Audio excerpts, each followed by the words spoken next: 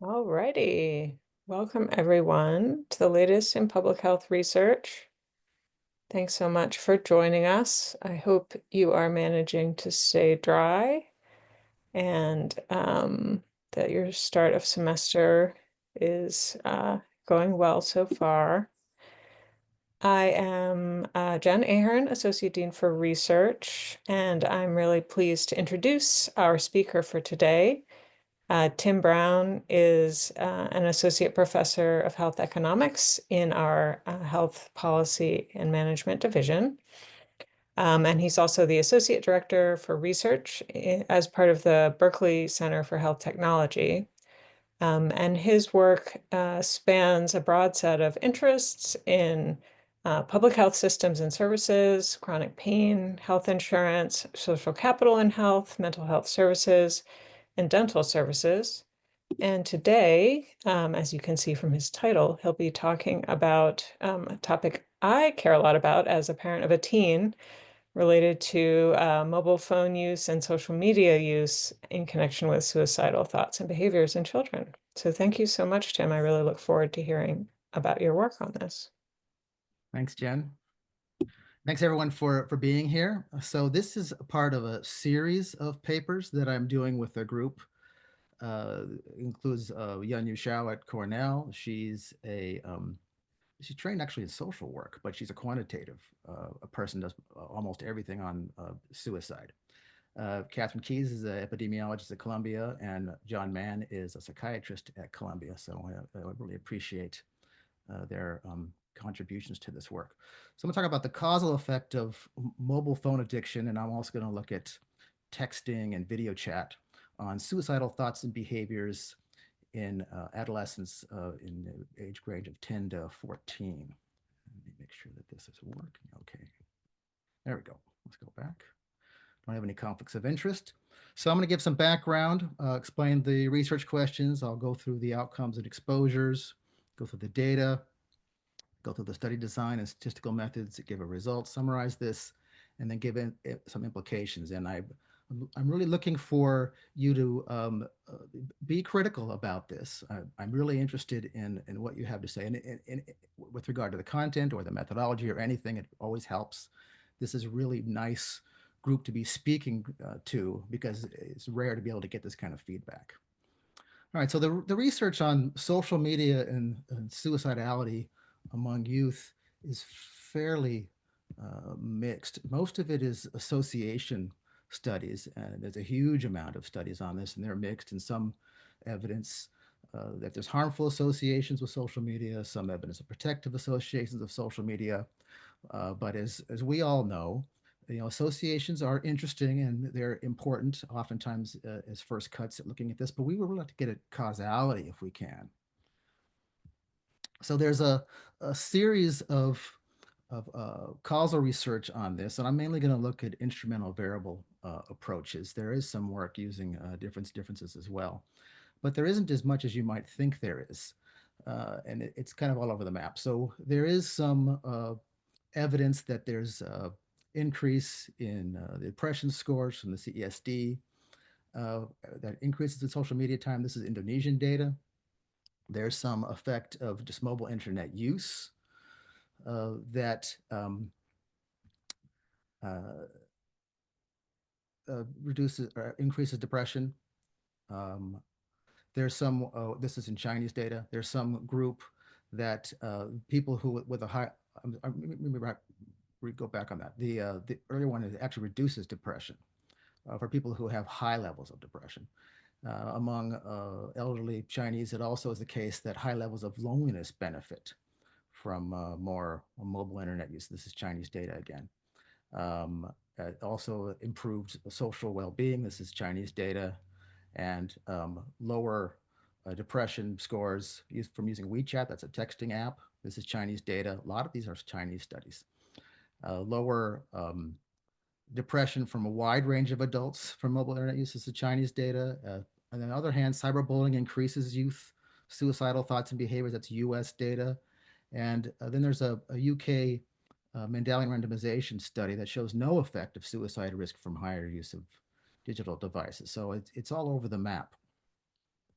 Now, I'm going to suggest that what we really need to be doing here when we're looking at social media is we have to simultaneously look at how much social media or texting or video chat that someone is using, but also the extent to which they're addicted to the device that they're using to access the app. We need to look at both of these at the same times because they're going to correlate.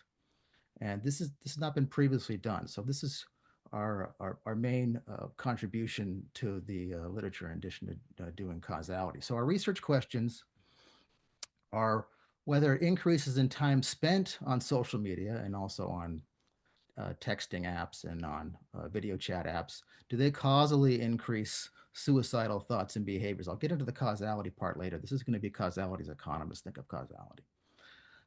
We also want to look at, does more severe addiction-like behavior regarding mobile phones used to access social media and related apps, do those increase suicidal thoughts and behaviors? And we would suggest that both of these questions have to be answered simultaneously. So our outcome comes from the KSADS comp, the computerized version. This is very similar, actually almost identical to the adult version of levels of suicidality. And we have really 10 levels. The last level is actual suicide. We don't have that in our data set. But we have 9 levels here. The first 5 levels are all suicidal ideation. So we have passive ideation. This just means I don't want to be alive anymore. Active, non-specific suicidal ideation. That's I don't want to be alive anymore, and I'm actually going to do something about it. Active suicidal action with a specific method. Now I'm going to say how I'm going to do it.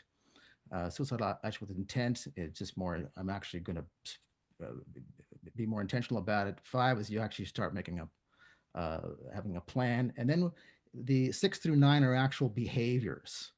So traditionally, these are split. This is the split that the research group that set up this suggests, and that's you actually doing something to prepare for an imminent suicide. And then 7, you start it and you it gets interrupted by somebody else. 8 is you actually don't go through with it, and then 9 is you actually do try.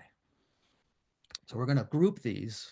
The first 5, if you had any of those, that's considered suicidal ideation. It's a binary variable. And then if you had any of the 6 through 9, that's considered a suicide attempt or suicidal behavior. Again, that's a standard way of setting this up.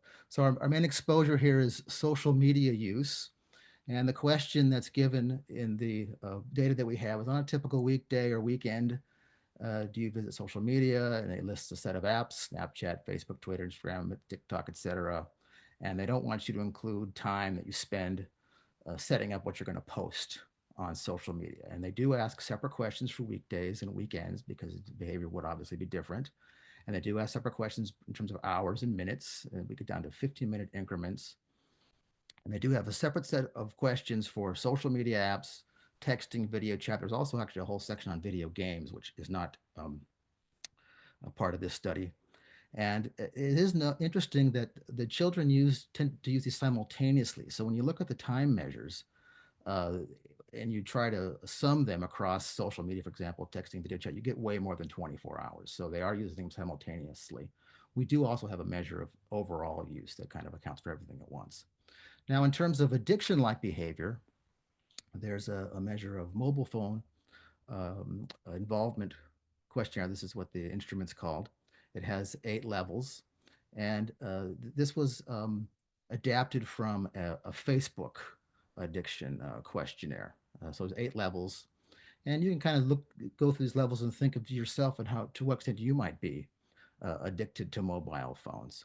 So there's a 7-point Likert scale. So it ranges from 8 to 56. Sometimes it'll be divided by 8. So the scores greater than 32 are considered problematic. So, do you interrupt whatever else you're doing when you're contacted by a phone? I don't. I often use my phone for no particular reason. No. I feel connected to others when I'm using my phone. Yeah, I do. Arguments have arisen from with others because of my phone use. No.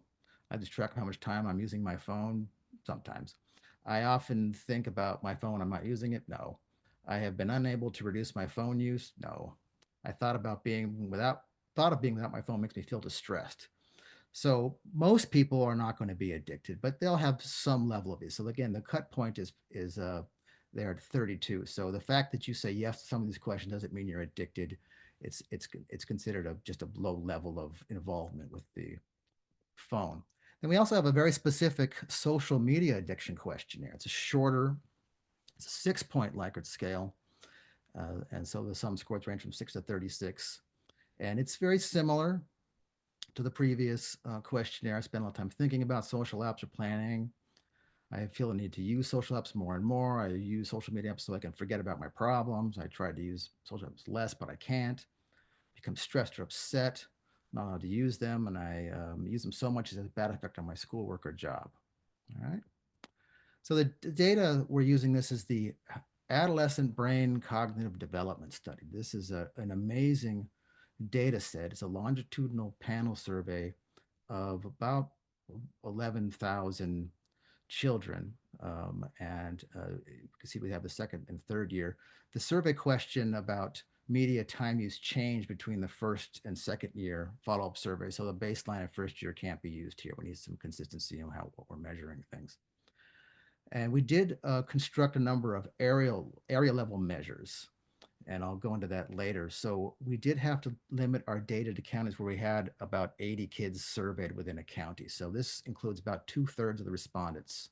So the data here is representative of larger counties. So this is weighted to the American Community Survey in terms of the probability weights. So we end up with about 6,900 children. It's a slightly unbalanced panel. All right, so in terms of causality, so the basic idea here is we're trying to control alternative causes or isolate our causes of interest. So this is a quasi-experimental approach. We're using instrumental variables. And so the idea is that there's exogenous assignment to treatment and control based on the value of these exogenous instruments. So in a data set like this, these instruments are hard to come by. So there is an approach that I decided to take that has been used before. I've used it before, and other people have used it in the health economics literature and outside the health economics literature. And this is called the leave one out peer effect, or a LOPE. And we're interested in the behavior of peers in a geographical area, but this leaves out the focal child. That's the leave one out part. So the focal child behavior won't change the calculated LOPE because the focal child's data is omitted. But it is the case that the LOPE can affect or at least persuade the focal child's behavior. It shouldn't be the reverse, or it should be too small to matter in the reverse direction. So we have a couple of instruments that we set up like this. One is social media time, and social media time LOPE, and then we have a mobile phone involvement LOPE. And these should correlate positively with the focal child's time use using social media and the focal child's mobile phone addiction-like behavior, respectively. So the peers are representing kind of the youth culture in each county. Whether or not they're actually known to each other, we don't know. Whether or not the children know each other or not, the data set doesn't tell us that. And what instrumental variables do, for those of you who are not familiar with it, it's supposed to correct bias due to omitted variables, confounders, measurement error, random measurement error specifically, and reverse causation. So the validity criteria for these instruments, again, are that these peer variables will only affect the outcome through the behavior of the focal child, specifically in terms of how much time they're using an app and the extent to which they're addicted. And so it has to be exogenous. We have to have a relatively strong instrument test. So we have some tests to do that called Stock-Yogo tests. We claim that these two instruments that we've constructed do not belong in the main model. That's called our exclusion restriction. And again, we're claiming that these two variables will only affect suicidality through the influence on the focal child's use of social media or other apps and their level of addiction. And I'm going to get into some issues around that in a minute. So the actual statistical method we're using is instrumental variables probit. So this is a control function approach because our dependent variable is you'll see that it runs around between 2.5 to 0.5% in terms of people who actually have these problems. So can't use a linear probability model, which requires you have at least 20% of the folks having the condition up to 80%. So I've used this approach before in other papers recently in the last couple of years. One's shared decision making lowers medical expenditures and effect is amplified in racial, ethnic, court relationships. So a very different topic in health economics. And also one looking at the causal effect of shared decision making on pain outcomes, uh, gender matters. That was last year. So this is accepted in the health economics literature.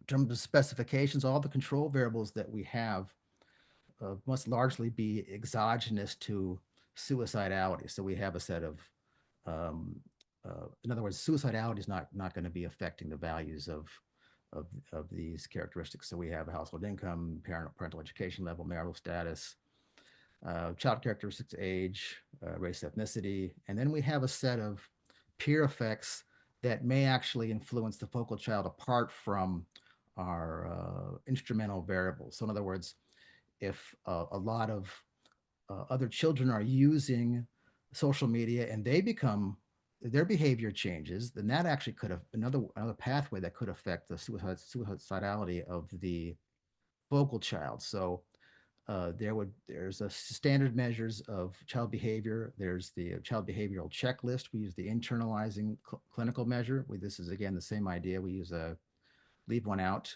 peer effect. We have also have the externalizing version. So the idea here is that if their friends start behaving badly because of or having bad feelings about themselves, the internalizing part, because of social media use, that could affect the child. That's one of the pathways. So we put this in there to block that pathway. And then actually other children who might actually have suicidal ideation, that could affect the child's suicidal ideation. So we block that off using the same approach, the LOPE, and the same with suicidal behavior. So we're trying to block other ways that the instruments might actually affect the outcome other than the child's own use of social media or their level of addiction.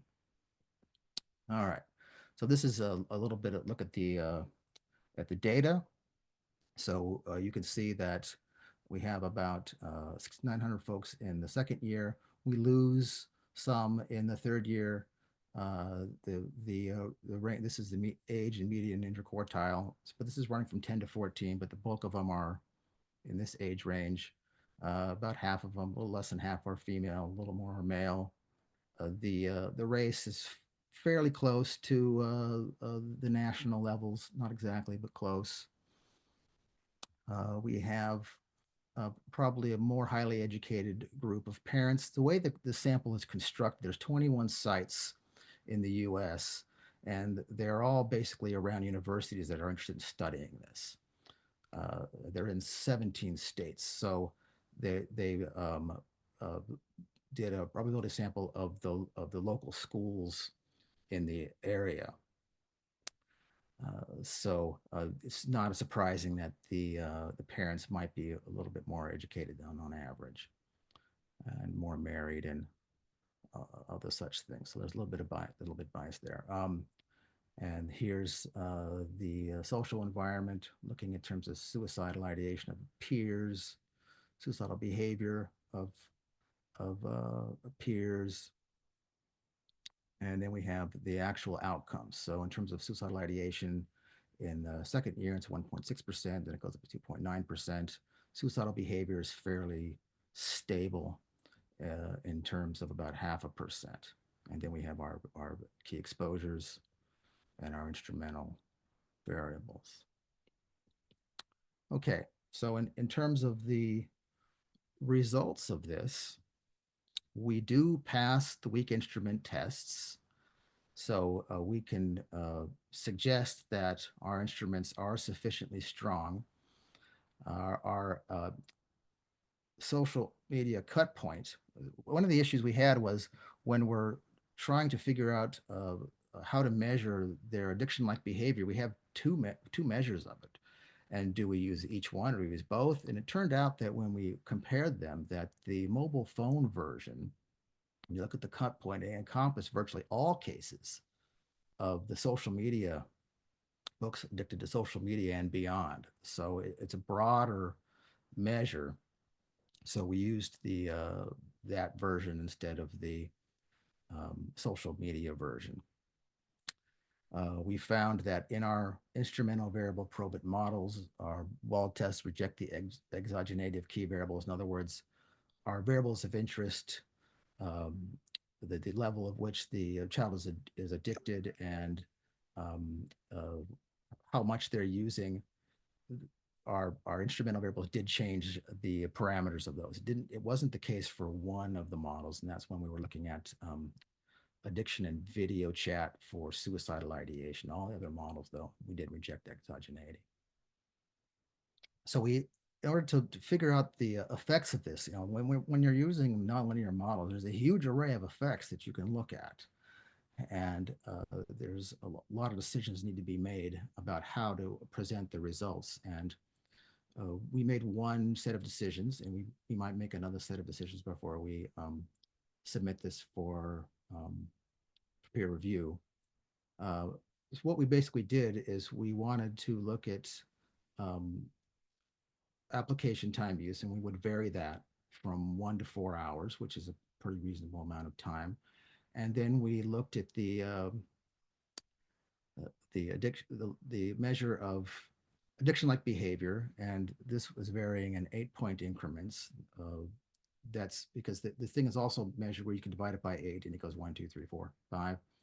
And 32 is the cut point, but we measured it in 8-point increments to kind of see how it's looking across the distribution. Okay, so when we do that, so this first panel here is looking at social media use. That's this right here, and then this is the level of addiction-like behavior, and it's going up in 8-point increments. We stopped here. This is the traditional cut point. So when you look at the probability of suicidal ideation, we found where we could precisely measure it uh, at a level of social media. We just picked 3. We could have picked a different number, but it's just to kind of compress the information. And you see it's a very, very tiny effect of having a probability of a suicidal ideation. These are probabilities. And the same is true of suicide attempts. Very, very low probability. And then as you keep going up in terms of the level of addiction, at one level above the cut point, you actually get this big pop, uh, uh, 2 orders of magnitude, where you get a very high. You get nothing on the suicidal ideation side, but you get a very high level of suicide attempts. Now it's startling, but again, this is looking at a relatively small group of children who have a relatively high level of addiction, in this case, to their phones. At the low levels, we're not seeing much going on. When we shift over to texting, we see the same pattern. There's a very low probability of suicidal ideation when you're texting a fair amount, but you basically don't have any addiction. Um, and then there's nothing happening here on the suicidal attempt side. We start getting precise enough estimates to say we can find something at, again, a level just below the addiction level, and it's fairly constant. But again, it gets very, very large for a suicidal attempt. And again, this is a small group of children that have this kind of risk. Those who have this sub addiction and they're at actual addictive levels. Same thing is true for video chat. It's not quite as stark, but here we actually get, again, a very small level of suicidal ideation. We can't measure it here precisely. When we get to the cut point, we actually are able to measure it precisely, and again, we get the same really large impact of suicidal attempts. And these are kids who, if you accept the measurement of addiction-like behavior, they're kids that have a problem with their phone. So these are really big effects. So based on this, if you accept the economists' conception of causality, and I get that not everybody will, And I really am interested in people, you know, making comments, pushing back on my analysis. We do find that there is suicidality is caused by these activities, but the effects are really small, less than a tenth of a percent in most cases.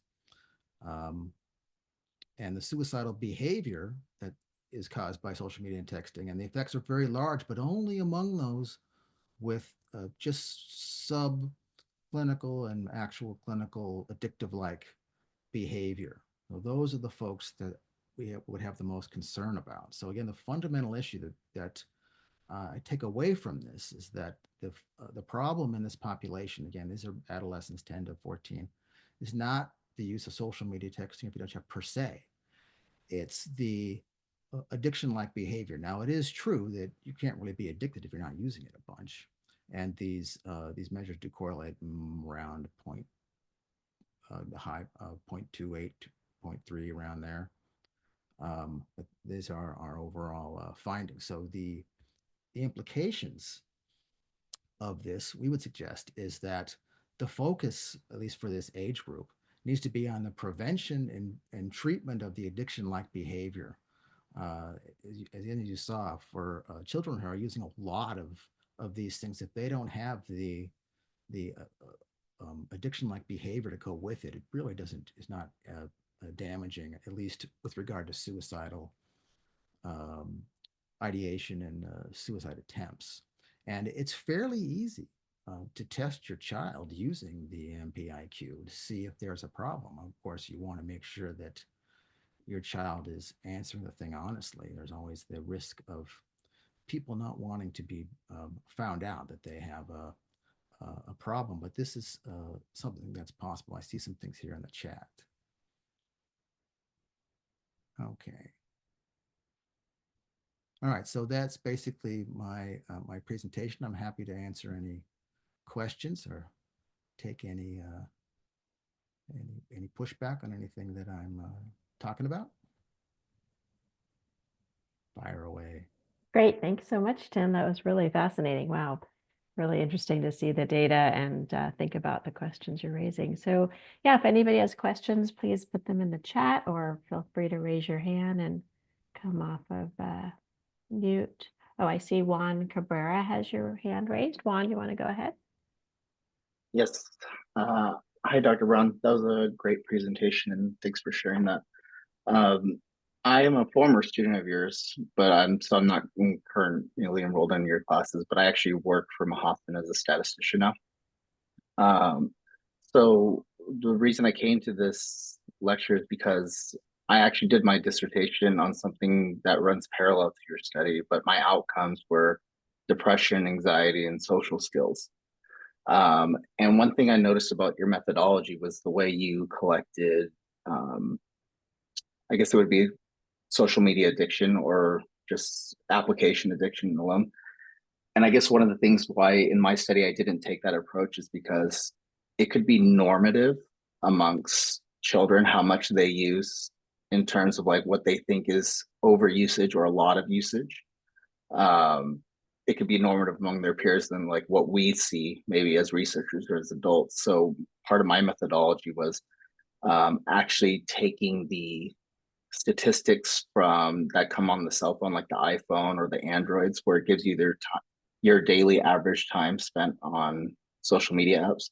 So I actually took that to get real time data, and it's actually surprising because there was a lot of children where my population was also 10 to 14 years old, low income Latino adolescents, and it was amazing because there was a lot of children who were pumping out 6+ hours on social media use a day. And part of that is because parents are working various jobs and they actually use the phone as a babysitter, especially in a neighborhood where crime rates are high. So that was part of my motivation for studying that population, is because I saw a lot of overusage and a lot of addiction in um, my classrooms as a teacher back then. And I guess my question to you is, because my data is continuous in terms of my outcomes, whereas suicidality here was binary, is there a way, because I'm trying to get my dissertation published, is there a way to actually take those continuous outcomes like dissertation, social skills, and anxiety disorders and make this a causal study somehow? Yeah, if you have, it's actually easier to do if you have continuous outcomes. Why is that?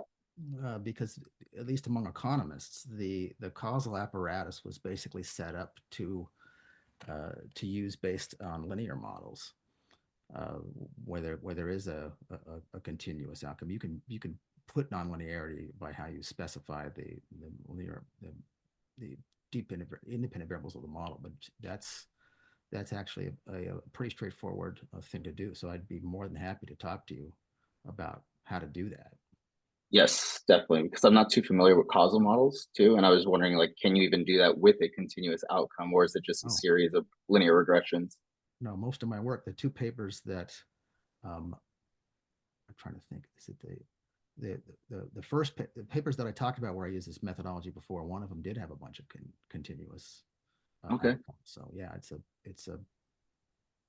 it's very straightforward to do. I mean, for me, but Okay. I'd be happy to help you with it. Definitely. I'll shoot you an email later. I definitely have to discuss with this more. So thank you. Great, great. Thanks, Juan. Tanaya, you have a question, and then Jody. I think Jody's hand was up first. Okay, Oh. Jody, go ahead. Well, first of all, I cannot tell you how valuable your work is, Tim. It's incredibly important. I'm kind of on the forefront of policy here, and the fact that the data hasn't been as strong as what you're doing is always used against policy steps. So I'm just like thrilled that you're doing what you're doing. Secondly, I have a very simple question, and then third, I just have something to tell you. But the second question is the slide towards the end where we saw that the effect on kids without addiction, you gave an absolute percentage like of how much, but you didn't give it with the kids with addiction. We saw that it was a big effect size in the first slide before that, up to 0.36, but you didn't give a value, because for me to talk about it, what would be the way to talk about the actual increase in suicide attempts in kids who are addicted? What would be the kind of, that number was on one part and not on the other. So if you go earlier, so we have this, now go to the next slide. Next slide. So here you say less than 0.1% for small effect size, but you don't say the effects that are large, what the effects of a percent, what would you, see what I'm saying? Right, What is that? Yeah, well, these seem to me to be obviously large. If there's a 34% chance, 35% chance that your child is going to have a suicide attempt because of this. I was just trying to make sure that is a 35% chance. Well, it's probability. So you probability increase. Yeah, tell me how to explain it. Well, there's a 1 in 3 chance that your kid is going to have a suicide attempt. Population wise, obviously, this doesn't apply to any individual kid. There's always variation in that, but in the population, it's really big. So this addiction issue is really a problem. But there's there's not a lot of kids that are addicted, but those who are addicted, we care about them. We want to make sure that they don't. Is it okay for me to quote this now? I wouldn't yet. We're gonna put this out for peer review pretty soon. I'm happy to share it with you at that point. But things can change during the review process, as you know. So let me just tell you what's going on and then tell me what I should do. So okay. I helped the state Senate. We just put out a bill yesterday. It's the first bill in the country to protect or have safeguards evaluating epidemiologically suicide related to emotion chatbots like Character AI, because of the two big cases in the past few weeks and months. And I mean, I'm in the press release. I'm going to be interviewed by Politico. This is the chance to say something about the risk of this and get support for the bill. I think it's very important to say something. So Well, what can I say? You can call it preliminary work from your colleague, and this is what it says. Yeah. I'll obviously say your name. Yeah, because you cannot imagine how good the timing of this is, because it's literally, we just wrote the first bill in the United States ever, setting up a requirement that this is the empathy chatbot, emotion chatbot companies, which it's not my talk today, but I can tell you why it's going to be 10 times worse than what you just talked about. they're basically they develop much more addiction right Oh. away. And the model I've been looking at is based on addiction, actually, and I've been using all the correlate stuff. But basically, this is the first bill in the whole United States to suggest safeguards. And so I definitely want people not to immediately say, oh, suicide's so rare, I'm sure it has no correlation, or, causal. I'm sure it's not a causal thing. So thank you. Yeah, I'm thrilled that it has such policy relevance. I mean, I am in health policy, right? Great. Thanks, Jody. That's really important to know that that's happening. Thank you. Tanaya, do you want to ask your question? And then I also see a question in the chat I'll get to in a minute. All right. So thank you so much for doing this research. I also have a teenager, so this is a topic close to my heart. And I am speaking as a layperson. I am not a quantitative researcher. I didn't understand everything in your presentation. So take this question as a, very ignorant question, but to your request for pushing back. Is saying addiction is the problem and not the use, if that's what I'm sort of understanding, that it's the addiction is the real causality for suicidal behavior, right? Is that kind of like saying, and again, ignorant question, kind of like saying that addiction to Coke is the problem and not Coke use, meaning that sometimes the thing being used is inherently addictive, and kids who are not addicted now maybe over time, given the quality of the thing being used. And I say this just from my own experience using social media and texting and watching my daughter over time once she got a phone, and the increase in addiction as the use continues. So I think it's like anything with addiction. There are certain people that are prone to it and certain people that are not. So for example, my family has alcoholics in it, so I don't drink. I've never been an alcoholic, but I don't want to get ever be near that. Doesn't mean other people can't drink responsibly and not have a problem. So it does matter who the person is, I would suggest. And sorry, repeat your question again. I want to make sure I'm answering it. That is saying addiction is the problem and not the use, kind of like saying addiction to Coke is the problem and not Coke use. Yeah, well, there are some things that are intrinsically bad. Right. And that would be one of them. Right. This is my question. I got to say that I use a tremendous amount of social media myself, but I can stop it at a moment's notice, and I do when I have to get work done. So it doesn't. I don't have this problem. But if somebody did have the problem, then it would be different. So I don't think, again, these are intrinsically bad things. Of course, the content does matter, as Right. Jody's pointing out. Yeah, can I just reply to that? Yeah. That I wonder about age difference. I definitely see for younger generations where it's ubiquitous for them in a way that it's not the older we are, that we've lived a long time without having it in our lives, and it's easier for us to walk away from it. Whereas for younger people, my guess is the addiction rates are significantly higher for them. It's not like alcohol. Like it's like people, we have alcohol around us and we don't all become addicts, but with phone use, we're being primed for addiction in a different way. This is what I'm curious about. Go ahead. Jody, does your comment? Yeah, relate to really that? quick, Yeah, really go ahead, quick. Jody. The data, this is not, so we're looking at empathy and emotion chatbots, relationship chatbots specifically, which are somewhat different because they're even more addictive. But I think that the way we wrote the bill focuses on the technologies being, and I've worked on this for 7 years with social media, they're engineered to create addiction. So it's not that they'll create addiction in everyone, but in prefrontal lobe, less developed people, which is younger people, they're actually engineered. So I think it's extremely important to think of how to speak about this publicly. That doesn't just say, well, I can just turn away from it, because that I think is not really the story, especially with youth. So I think Tanaya's point is extremely important to take seriously. So one of the questions, I guess, is for you as a scientist and an economist, Tim, which I don't know how to look at your data and understand, is her first scientific question, which is, isn't this a fluid population? In other words, can't people initially not be addicted and then wind up in the addicted category? That's a great I think point. when you report the data, you really don't want to say this is safe for almost everybody, but not for a few people, or you will be used to prevent any safeguards at all. And I have spent 7 years showing that these are engineered for addiction. Right. So we have another paper that looks at trajectories across time and how people move across them. It's under review right now at JAMA. So those are important things, and we will cite that when we talk about this. So yes. Thank you. Thank you. Excellent points. Tomas, go ahead. Nice to see you. Yes, thank you, Dr. Brown. So, you know, I just retired as CDPH director. I'm no longer with CDPH in that current role. But I've been, reading all these articles and reading some books. And can I just show you one graph that I put together? Is that okay? And Sure. let me see if I can. So this is my synthesis of everything I'm reading.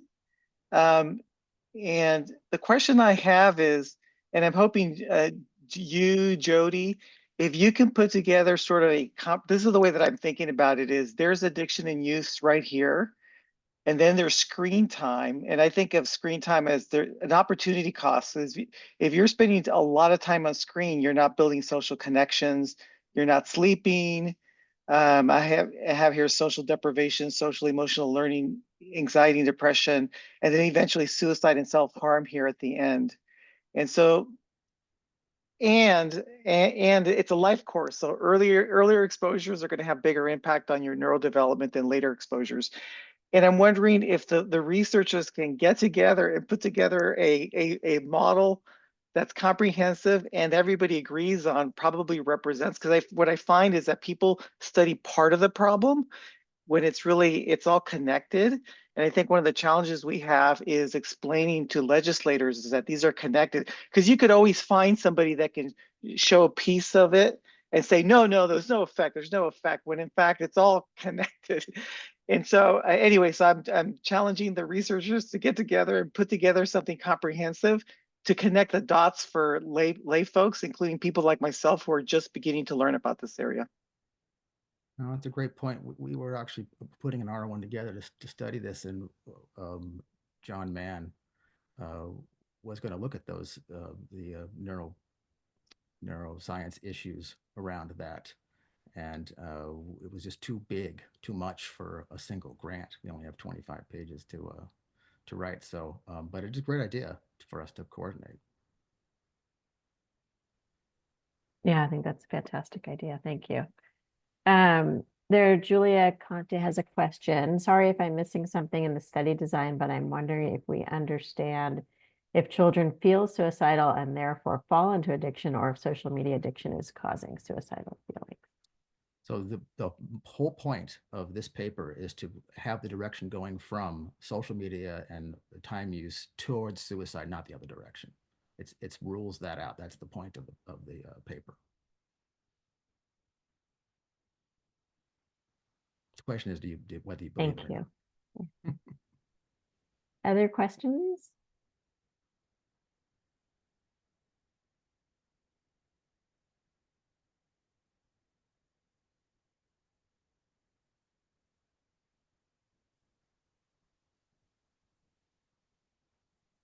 I wonder, Tim, if you have thoughts about prevention, and given the data you're showing, what's the next step? Is there some recommendations for parents of young children, or, what do you see as next steps? Right now, I don't know the data well enough to suggest that. I just personally, my own child, I just restricted them from using this up to a certain age. My child does use it a lot more, video games, but it doesn't seem to have any addictive tendencies. But of course, he has friends, he'll tell me, that say stay up 24 hours playing the game or something like that. They clearly do have addictive behavior. So I would watch your child and err on the side of caution. But I would defer to others who have more expertise in the addiction prevention space. Yeah, thank you. Great. Well, we really appreciate you sharing your data, and it's so powerful, and I think coming at a really critical time in so many ways. So I look forward to learning more and seeing your publications when they're out. And people feel free to reach out to Timothy if you have more questions or want to talk more. So thanks so much, everyone, for joining, and I hope you have a good rest of the day. Take care. All right. Bye-bye. Thanks. Thank you. Bye-bye.